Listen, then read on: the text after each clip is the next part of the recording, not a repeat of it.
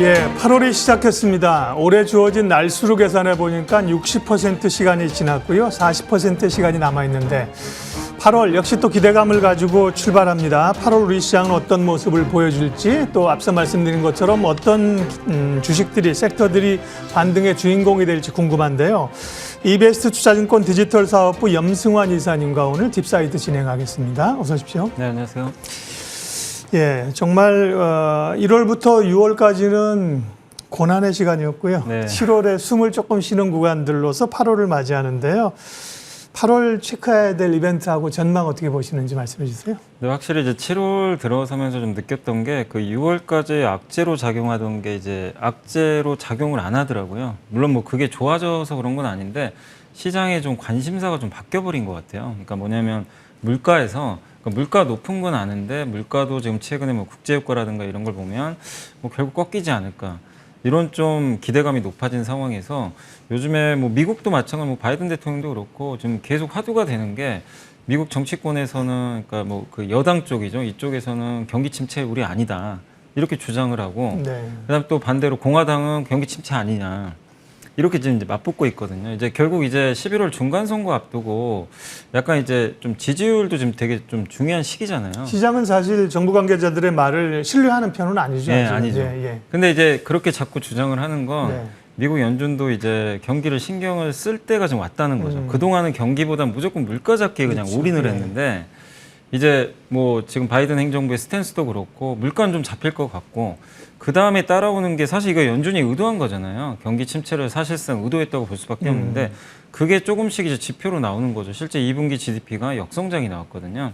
그러다 보니까 이제 시장의 관심사 아마 연준도 그러니까 이번에도 그 FOMC에서 깜짝 놀랐던 게 연준 의장 스탠스 좀 바뀐 거 아니냐 이러면서 주가 급등해 버렸잖아요. 근데 그거를 이제 시장이 믿기 시작하는 거예요. 왜냐하면 6월하고 예전에 FOMC마다 여러분도 기억하시겠지만 FOMC 끝나고는 증시가 급등했는데 그 다음 날부터 계속 급락했습니다. 항상.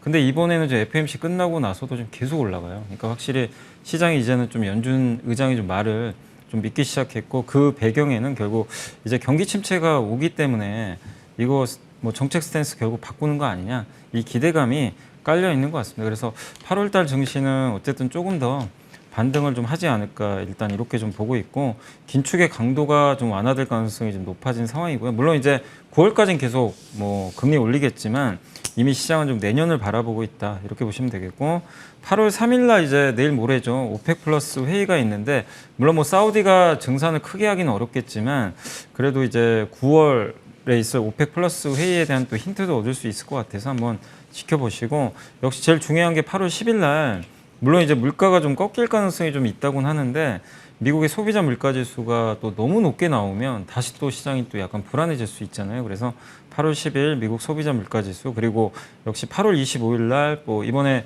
한국은행 이창용 총재도 뭐 이번에 연설을 한다고 하는데 잭슨홀 미팅이 있습니다. 중앙은행 총재들이 모여서 여기서도 이제 9월 FOMC에 대한 힌트를 얻을 수 있으니까 이런 좀 이벤트들 이번 달엔 좀 체크해 보시면 좋겠습니다. 예, 어쨌든 8월은 안도 랠리를 조금 기대하시는 겁니다. 어느덧 2,450까지 왔는데요. 네. 한 2,500 위쪽으로 정도까지는 볼 수 있는 거죠. 근데 지금 아직도 PBR이 한 배가 안 되거든요. 네. 그래서 적어도 PBR 한 배 수준인 2,500 이상까지는 좀 회복할 것 같고 뭐 좀 많이 보는 뭐 증권사는 2,600도 얘기하는데 시장이 그러니까 아까 말씀드린 그 변수만 그렇게 크게 나쁜 쪽, 뭐 물가라든가 이런 것들이 나쁜 쪽으로만 전개되지 않으면 뭐 2,600까지도 이제 자율 반등이라 그러죠 보통. 그렇죠. 예. 이런 반등까지는 좀 충분히 가능할 걸로 기대하고 있습니다. 2분기 실적 시즌인데요. 뭐 한편으로 생각하면 생각보다는 괜찮네라는 생각도 있고 네. 사실 또 전망치들이 낮아지는 것도 또 사실이고 실적에 대한 고민들이 꽤 있습니다. 지금 나오는 실적 중심으로 해서 어떤 기업들이 좀 잘 내고 있나요? 어떤 섹터들이? 근데 사실 지금 시장을 보면요. 실적이 또 너무 잘 나오면 오히려 두려움을 갖더라고요. 이 피크다. 피크아웃 때문에. 네, 예, 네. 피크가 보이니까 네. 결국 꺾이는 거 아니냐. 이제 그런 이제 우려감들이 좀 있다 보니까 너무 잘 나오는 것보다는 차라리 지금 안 나와도 차라리 하반기 좋아지는 게 낫지 않냐. 이런 쪽으로 좀 시장의 분위기가 바뀌는 거. 이거는 미국도 그렇잖아요. 미국 이번에 2분기 빅테크 기업 중에 안 나온 기업들 일부 3, 4분기 전망을 올려버리니까 주가가 급등해 버렸거든요. 그래서 결국 하반기에 대한 좀 전망에 따라서 주가 흐름은 달라질 것 같고, 다만 이제 우리나라 기업들이 상반기는 어쨌든 물가 오르면서 이 물가가 결국 이제 가격을 올렸거든요. 그래서 실적은 괜찮아요. 근데 문제는 하반기에는 이 수요 둔화 우려로 좀 이익 추정치는 꺾일 수밖에 없는 것 같아요. 그래서 그 점은 좀 감안을 하시면 좋겠고, 그런 상황에서 실적 좋은 기업들은 우리가 인정을 해줘야 되겠죠. 그래서 하반기 좋아지는 기업들, 거기다가 성장성까지도 좀 발휘되는 그런 업종이 있으면 계속 좀 관심을 가져보는 게 좀 좋을 것 같아요. 그래서 지난주에도 뭐 힌트가 됐지만 결국엔 실적 좋으면서 성장 모멘텀 갖고 있는 업종 중에 가장 지금 대표적인 게 태양광입니다. 놀랬던 게 하나솔루션이 그 태양광 적자날 줄 알았는데 이번에 흑자 전환해 버렸더라고요. 근데 이제 미국의 정책 수혜까지 이제 맞붙어 가지고 지금 분위기들이 좋은데, 그러니까 하나의 예가 되는 거죠. 그런 이제 태양광 업종처럼 모멘텀과 실적이 같이 결합되면 얼마나 이게 퍼포먼스가 좋은지를 지난주에 한번 보여줬던 것 같아요. 그래서 그런 업종을 좀 찾으시면 좋겠고, 역시 그런 업종에 하반기에 그 완성차보다 좀 부진했던 섹터가 자동차 부품이거든요.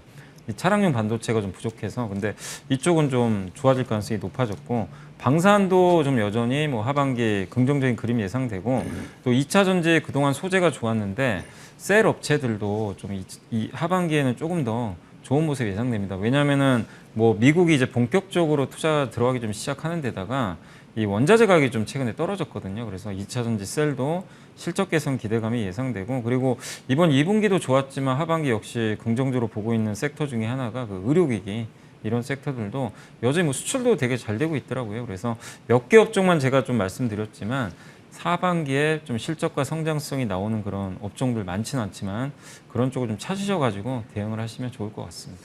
실적이 잘 나오는 섹터더라고요. 8월 전망 말씀해 주셨는데 8월 포트폴리오 전략을 듣고 우리가 또 주목할 섹터 기업 이야기로 갈게요.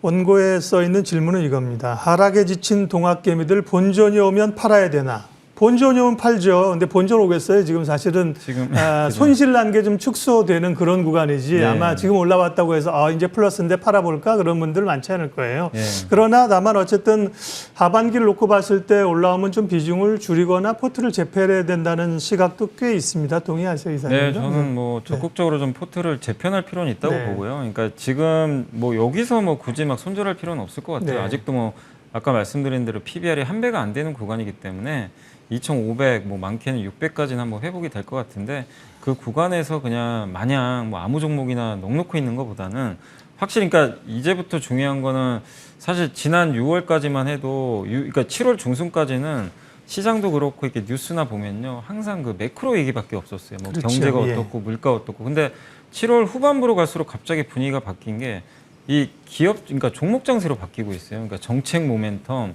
앞으로 뭐가 좋아지고 이쪽으로 좀 시장 분위기가 바뀐다는 얘기는 이제는 지수보다는 이 섹터나 종목 선정에 따라서 하반기 내 수익률이 완전히 달라진다는 얘기예요. 그러니까 하락장은 다 빠지는데 이 박스권 장에서는요 분위기가 완전히 바뀌어버립니다. 그래서 어떤 걸로 교체할지를 한번 고민해 보시면 좋겠고, 반드시 제일 중요한 게 수요 성장을 해야 돼요. 그러니까 이 회사가 속한 산업, 뭐 예를 들면 태양광은 앞으로 전방 시장이 열리잖아요. 뭐 미국도 그렇고 유럽도. 그러니까 그런 식의 예처럼 이 회사가 속한 산업이 성장이 보이는 산업인지, 아니면 이게 꽉 막혀 있는 산업인지, 오히려 아니면 위축되는 산업인지, 이걸 구분하셔가지고 반등이 나올 때 이제 리스트를 좀 작성하셔야죠. 이건 좀 정리해서 이쪽으로 좀 교체를 하고. 그러니까 뭐 예를 들면 하나의 예만 들면 지금 뭐 반도체를 사시라는 게 아니라, 반도체는 사실 올해 하반기는 안 좋거든요. 근데 내년에 대해서는 오히려 대부분 좋게 보고 장기적으로는 수요가 증가하는 산업인데 지금 주가들이 좀 부진해요. 왜냐하면 하반기 안 좋아지니까. 근데 장기적으로 내가 투자를 한다면, 장기 수요에 대한 의심이 없다면 그런 기업을 내가 이제 그 관심 종목이 넣어놓고 내가 좀 부진한 기업, 이건 잘 모르겠다. 그럼 올라올 거 아니에요. 그 기업을 정리하고 오히려 반도체로 한번 교체하는. 그러니까 하나 예를 든 건데 네네. 그런 식으로 한번 좀 적극적으로 2,500이나 600 갔을 때 포트 재편을 한번 해보시면 좋을 것 같습니다. 예, 8월의 첫날을 맞아서 이번 주 딥사이트는 8월 1일 진행하고 있습니다. 8월 시장을 보면서요, 계략적인 시장 전망과 포트폴리오 전략 먼저 살펴봤고요. 염승환 이사님과 또 강점이 있으신 섹터와 종목 발굴, 그러면 우리는 무엇을 사고 무엇을 좀 팔면서 밸런스 조정을 할 것이냐, 구체적인 섹터 얘기하겠습니다. 저희가 먼저 7월 한 달간 거래가 좀 많이 했던 시장의 인기를 뽑았던 섹터 몇 개를 뽑아서 질문을 좀 드려봤어요. 그래서 어느 정도 좀 비중을 주실 수 있는가. 첫 번째는 반도체인데요. 화면 보여주시면요. 반도체는 어떻게 보세요? 예를 들면 제가 이렇게 여쭤본 건데요. 주목들을 70% 정도로 이사님이 주셨으니까 반도체 흐름을 괜찮다고 보셨는데요. 네, 결국은 뭐 삼성전자가 키를 쥐고 있는 거고요. 삼성전자, 하이닉스, 미국의 반도체 지원법, 치포 동맹, 중국의 견제 사실 이슈는 많습니다. 네. 네. 근데 관심은 계속 가지셔야 되는 네. 섹터예요. 그리고 저는 왜 70으로 잡았냐면 뭐 네. 80, 90 이게 아니라 네. 왜냐면은 지금 하이닉스도 그렇고 약간 이제 하반기에 대한 전망이 지금 되게 암울하거든요.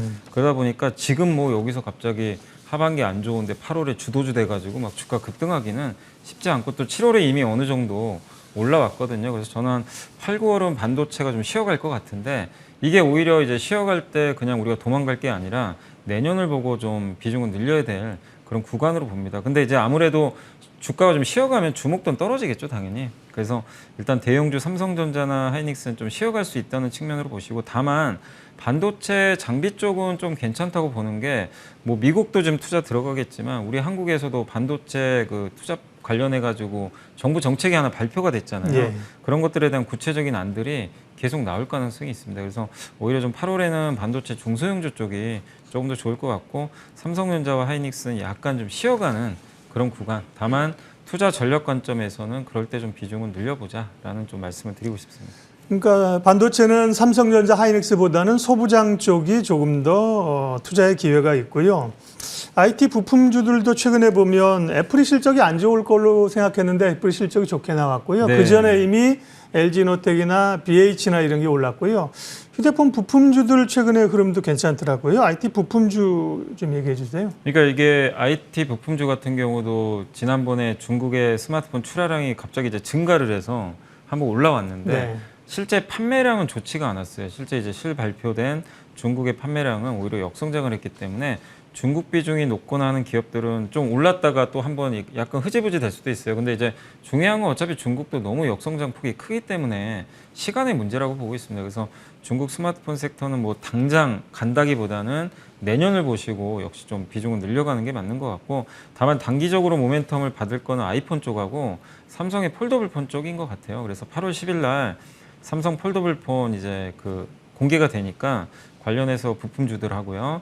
또 애플 부품주는 이제 9월 달에 또 출시가 될 텐데 그래서 아마 당분간은 강할 겁니다. 다만 여러분이 투자할 때 염두에 두실 건 이 기업들이 또 주가가 많이 올라왔어요. 그래서 우리가 모멘텀이 살아있기 때문에 뭐 트레이딩 하시는 건 좋은데 뒤늦게 이거밖에 없구나 해서 뭐 너무 추격 매수하는 거는 또 결국엔 재료가 노출되면은 빠질 수 있거든요. 특히 삼성 폴더블폰 관련주는 8월 10일 이게 이벤트 끝나면 또 밀려버릴 수도 있어요. 그래서 그 점 염두에 두시고 주가가 어느 정도 선반영된 측면은 꼭 매매하실 때 염두에 두시는 게 좋을 것 같습니다. 네, 애플 관련주로 조금 범위를 좁혀서 애플로 좁히면 BH나 뭐 LG노텍이 있을 수 있고요. 네네, 그죠? 네. 맞습니다. 그다음에 삼성의 폴더블 관련되는 거 우리가 알고 있는 뭐 폴더블 힌지 업체들 이런 거, 네. 될 수 있겠네요. 네, 뭐 그런 기업들이 뭐 KH 바텍도 있고 뭐 바텍이나, 파인테크닉스 네. 요즘에 이런 기업들이 좀 주가 괜찮더라고요. 그러게요. 좀 네. 부품주들도 보면 휴대폰 관련주들도 좀 올라오더라고요. 네. 리포트도 좋게 나오고요. 다음 또 우리가 8월 주목하면서 주목해봐야 될 관심 가질 섹터 자동차 얘기를 안 할 수가 없죠. 사실 네. 7월에 굉장히 자동차가 실적 방어를 하면서 좋게 나왔는데요. 8월 자동차 업종은 어떻게 보세요 했더니만 80% 주셨습니다. 반도체보다 조금 더 좋게 보셨는데요. 네, 왜냐하면 이제 이번에 그 미국에서 인플레이션 방지 법안인가요? 그게 이제 통과될 가능성이 높아졌는데 네. 거기에 현대 기아도 수혜를 좀 받을 가능성이 높아졌더라고요. 왜냐하면 이제 현대 기아가 미국에 또 공장을 이제 건설을 하잖아요. 또 근데 예전에는 그 미국에 노조가 있는 그 공장에만 세제 혜택을 준다라는 그 법안이 BBB 법안인데 이번엔 그게 빠져 있어요. 그러니까 네. 이제 현대 기아도 사실 노조가 없잖아요, 미국에는. 그래서 혜택을 지금 못 받을 수도 있었는데 이번 법안을 보면 이제 혜택 받을 가능성이 높아진 거죠. 그래서 이번 법안 혜택에 좀 수혜를 좀 받을 가능성이 높아졌고 또 거기다가 지금 나오는 뉴스들 보면 뭐 현대차, 기아 실적도 워낙 좋고 GM이 이번에 실적이 되게 안 좋게 나왔는데 완성차 업체 중에서 테슬라라든가 또 현대차, 포드 이런 기업들이 실적이 되게 좋아지고 있어요. 그래서 약간은 이 완성차 내에서도 이게 분위기가 좀 갈릴 것 같습니다. 근데 현대차는 내연기관만 잘하는 게 아니라 지금 전기차도 되게 잘하고 있거든요. 오히려 테슬라 다음 정도에 위치하는 거 아니냐라는 그런 기대감이 부풀 정도로 잘하는데 주가는 그런 걸 전혀 반영을 못 하고 있는 것 같아요. 그래서 단 한 가지 물론 이제 우려되는 거는 좀 피카 우려가 좀 있어요. 하반기에 수요 주니까 자동차 안 팔리면 어떡하지? 이 리스크가 좀 있어요. 그리고 지금 실적이 너무 좋아요. 너무 좋아서 사실 불안한 업종 중에 하나가 이 완성차 업종이죠. 그래서 그거하고의 싸움은 좀 이어질 것 같아요. 그래서 뭐 여기서 뭐 주가가 또 날아가고 막 그러진 않을 것 같고 역시 뭐 오르락 내리락 좀 하겠지만 다만 워낙 저평가돼 있고 실적으로 증명한 섹터니까 자동차 쪽은 여전히 저는 좀 긍정적으로 보고 있다. 그러나 네. 이게 뭐 급등하고 막 이러기는 좀 아직은 그 수요 위축에 대한 걸 좀 해소할 때까지는 좀 시간은 필요하다. 요거는 좀 한번 체크해 보셔야 될 것 같습니다. 자동차 섹터에 대해서는 아무래도 완성차 업체들이 가격 전가력을 가지고 있기 때문에요. 네. 완성차에 대한 기대감이 부품주보다는 높은 것 같은데 앞서 전략하시면서 사실은 자동차는 부품주를 살짝 얘기하셔가지고 네. 완성차보다 부품주를 좋게 보시는 거예요? 네. 예, 저는 이제 네. 부품주가 그동안 사실 거의 1년 동안 부진했어요. 네. 그 이제 반도체 공급이 안 되니까 네. 그러다 보니까 생산이 안 되는데 당연히 매출이 줄겠죠. 거기다가 근데 완성차는 그 약간 부족한 부분을 가격 올려서 그냥 팔면 되거든요. 그래서 실적이 좋았는데 그걸 못했는데 이번에 현대모비스 IR에서도 그 얘기가 나왔더라고요. 2분기부터 또 하반기 갈수록 그 완성차에 요구를 하겠다. 단가 인상을. 그런 좀 언급이 나왔기 때문에 이제 네. 어느 정도 매출이 정상화될 거고 또 한 가지가 이 부품들을 다 수입을 하고 또 수출을 해야 되잖아요. 이 각 공장에 해외 쪽에 이 물류비를 다 부품사가 대부분 담당합니다. 현대모비스도 굉장히 많은 비용을 담당을 했더라고요. 근데 지금 이번 주에도 그렇지만 컨테이너선 운임지수가 지금 급락하고 있어요. 굉장히 물류비가 좀 완화될 가능성이 높아졌습니다. 이러면 부품주한테는 좋은 시그널이 나온 거죠. 그래서 완성차에 비해서 너무 눌려 있었는데 네. 하반기엔 이 분위기가 좀 바뀔 수 있으니까 부품주도 한번 좀 눈여겨볼 필요는 있는 것 같습니다. 네. 다음 또 주목해 봐야 될 세 번째 섹터, 아마 개인 투자자들이 가장 관심 있는 섹터가 아닐까 싶습니다. 2차 전지인데, 왜냐하면 반도체 고민이 아직 많아. 네. 자동차도 오른 거 아니야? 근데 사실 2차 전지는 사실 성장주이면서 네. 조금 조정받고 올라오는 구간이어서 역시 8월에 증시 주목도 100%로 2차 전지에 대해서 연민사님도 높게 평가를 해주셨는데요. 네. LG 에너지 솔루션에 약간 뭐 노이즈나 수급 이슈가 있었습니다. 2차 전지 일단 이 셀업체들은 어떻게 되는 건가요? 네. 그러니까 셀도 네. 저는 뭐 괜찮을 것 같아요. 그러니까 양극재가 너무 압도적으로 좋았고, 근데 양극재가 나쁘다가 아니라 좀 쉬어가겠죠. 이제 밸류 부담이 있으니까. 네. 그래서 그게 좀 쉬어갈 땐 2차 전지 산업 전체에 워낙 좋기 때문에 또 지금 미국에서도 조맨친 의원이 이제 법안 찬성으로 돌아섰기 때문에 당연히 좋을 수밖에 없고 또 거기다가 우리 한국 업체들이 저는 수혜를 받을 수 있다고 보는 게 얼마 전에 옐런 재무장관이 LG화학을 방문하고 갔어요. 예. 또 바이든 대통령은 삼성 갔다 오고 뭐냐면 공급망 이슈의 핵심 산업이 반도체랑 배터리랑 얘기거든요. 중국의 의존도가 좀 높잖아요. 배터리 같은 경우도.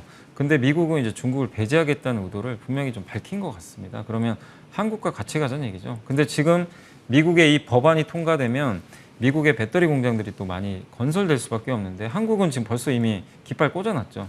그래서 가장 큰 수혜를 받을 것 같아요. 그러니까 이제는 중국이 아니라 유럽과 미국인데 미국이 열리기 시작합니다. 그러면 당연히 우리나라 2차 전지한테 좋은데 셀업체들은 여러 가지 악재들 때문에 그동안 눌려 있었거든요. 근데 원재료 가격도 하향 안정화되고 해서 하반기는 되게 좀 좋을 것 같고 그리고 LG엔솔로 국한돼서 말씀드리면 보호해수 물량이 해제됐지만 이제 불확실성 해소됐고 또 거기다가 지금 북미 전기차 시장이 좋아지면 제일 투자 많이 하는 데가 LG엔솔이니까 수혜 받을 것 같고요. CATL 그러니까 물론 지금 이익 대비해서 PER이 66배니까 싼 건 아니에요. 뭐 당연히 비싼 편이죠. 근데 1등 CATL이 지금 시총이 240조고요.